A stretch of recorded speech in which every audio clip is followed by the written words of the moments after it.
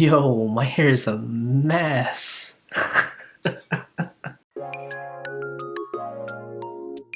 Hey, my name is Levism, and for the month of January, I'll be learning JavaScript.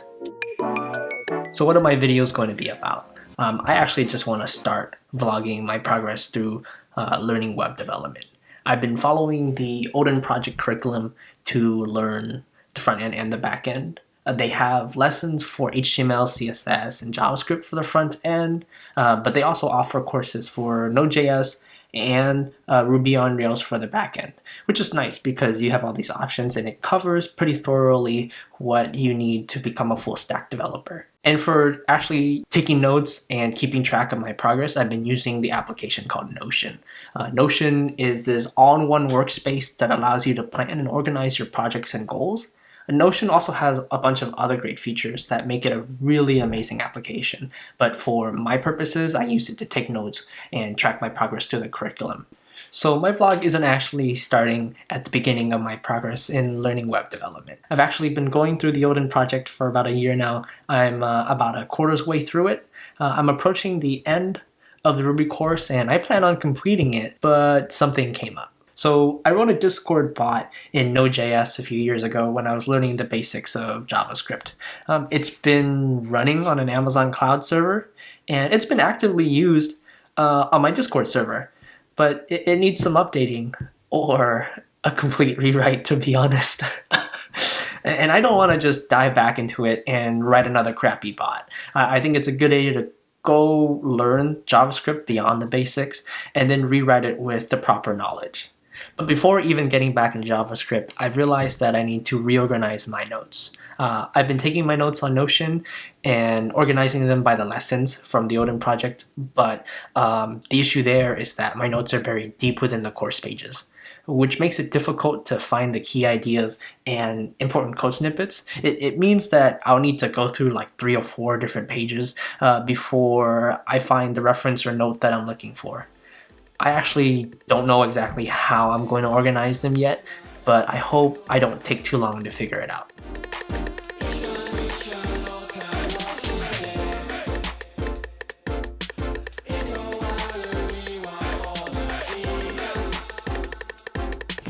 So it's the next morning and my hair is still a mess. Jeez. But it's okay. I figured it out last night. So I had tried different ways of organizing my notes here, but in the end, I just went with a simple table where I listed my notes here along with the lessons that the notes came from. I'll show you how I had my notes originally here. So say if I wanted to find like a specific note for my lessons in object and object constructors for JavaScript, right? I'd have to go through my JavaScript page, go through my progress, and I use a simple Kanban for tracking my progress, but here it is, right? The lessons for objects and object constructors. If I click on that, my notes should appear at the very top. And these are the 3 notes that I've taken on the subject, right? And that was like, what, 3 or 4 clicks before I got to the notes that I wanted. And say if I didn't know exactly which note I wanted, I'd have to search for it as well, which could take a lot of time, right? But with the new system, my notes are actually just listed at the very first page in my workspace, right? If I wanted to look for Git basics, here are my notes, right? They're just a click away. And I can also look at the lesson page that they came from, and it's just right there, right? And I'm just a few clicks away from the lessons page that I got the notes from. And say if I were in the lessons page itself, and I wanted to see which notes I've taken for it, my notes appear at the top. Right? These are the 3 notes I've taken for the lesson, A Deeper Look at Git, right? And just a few clicks away, and I'm back at Git Basics. Ooh, so kind of an awkward transition here, but I've had a long day. This was my first day of classes, and it was just like a ton of homework for some reason. I think I'm about like 3 or 4 minutes into my video now, and there hasn't been any coding whatsoever, so that kind of sucks. But my day tomorrow is clear. I just have classes. Yeah, but I should be able to actually learn some JavaScript. So I guess I'll just see you tomorrow. Pillowcases in the washer, I can fix my posture. So it's the 14th. This is like the third day into my vlog, and finally there's going to be coding now. Jeez, right? Is this actually a programming vlog or not? Yeah, I'm finally free to learn some JavaScript. I've been on the lesson about factory function and module patterns for a few days now, and I'm currently finishing up my notes on scope and closures. So once I'm done with that, I'll get back to you. Sometimes say that we right sometimes. I know wasting time sometimes. Hit me on my telephone line. I'll keep on my mind sometimes. Stare at everyone sometimes. So I finished taking notes on scope and closures, and apparently private and public methods are related to this as well. The idea to get out of this is that you write public and private methods by changing the scope of the variable or method you're writing it in. But before we get into private and public methods, we'll have to talk about scopes first. So scopes in JavaScript are the same as any other language. You have the global scope where you basically just write out into the document any variables or methods that you write out are basically usable anywhere. Once you write a method, though, you've created another scope. This local scope, any variables or even nested methods that you write in there are only accessible inside that function. So JavaScript has different ways of letting you declare variables that help with scoping. These are var, let, and the const. So var lets you declare variables, redefine them, and update them. So say if we were to write a variable width and declare it to be the integer 100, we can update it by saying width equals 200, or we can pretty much redefine it by saying var width is now a string. But the thing to remember with var is that it's at a function scope, meaning that they are only available inside the function that they were created in. Or if they were written at a global scope, they'd be globally scoped.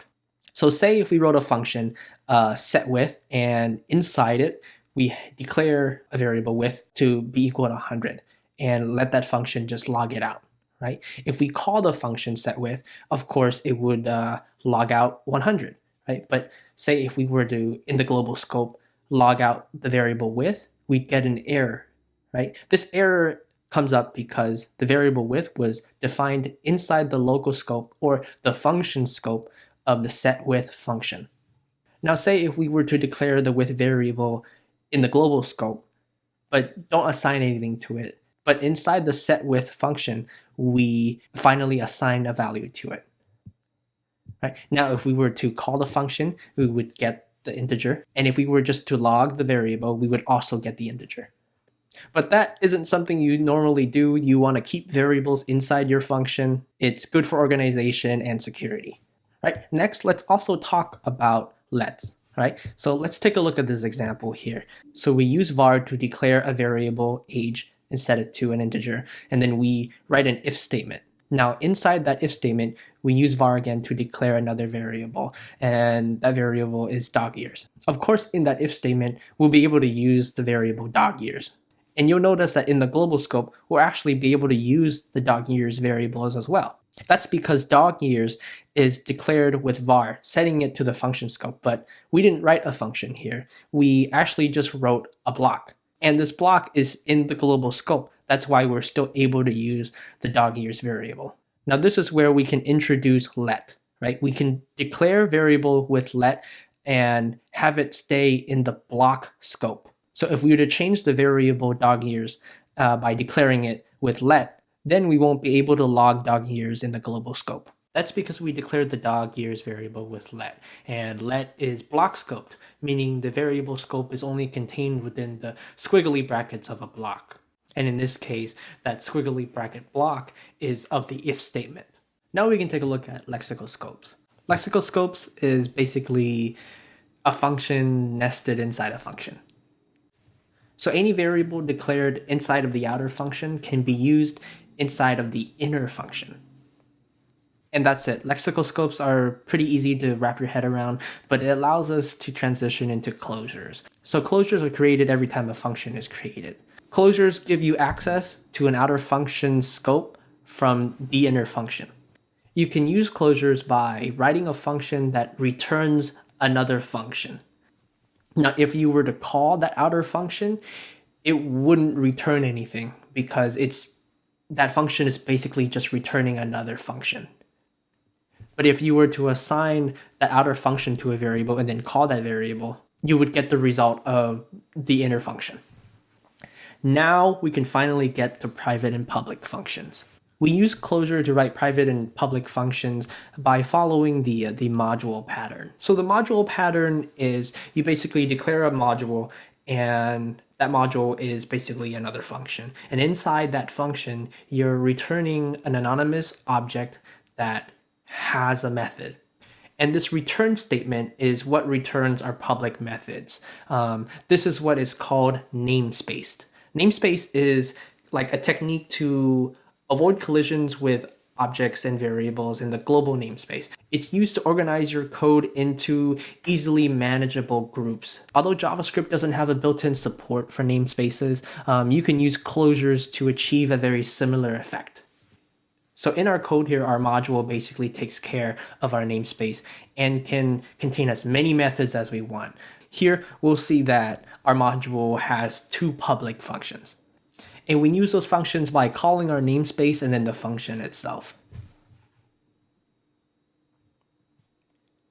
Now, obviously, if any returned methods from the module is public, that means any methods that aren't returned are going to be the private variables. So if you were to write a function in the module and don't return it, that would be the private function in the module. So if you were to try to call the module with the private variable, it wouldn't work. So the video is getting a bit long now, and I think it's good to end it on scope and closures. Thanks for watching my mess of a video. I kind of just like mashed it together. I've always wanted to vlog or at least try it, but I just kept pushing it off. So making this video was more about getting it done than, getting it right. I kind of just wanted to dip my toes in the water and see what it was like. But just to reflect on this experience, I actually had a lot of fun making the video. It was very time consuming for sure, but I enjoyed learning how to shoot the film and editing them. I was sick at looking at my own face at first, but after like an hour or two, I kind of learned to tolerate this and how annoying my voice is. So you can subscribe if you want to see if, when, or if I even upload another video. Feel free to leave any criticisms or compliments in the comment sections. I also provided a Discord server link in the description. Or if you're going through the Odin project as well, maybe we can do the paired programming lesson together. Anyways, that's it. I guess I'll see you whenever.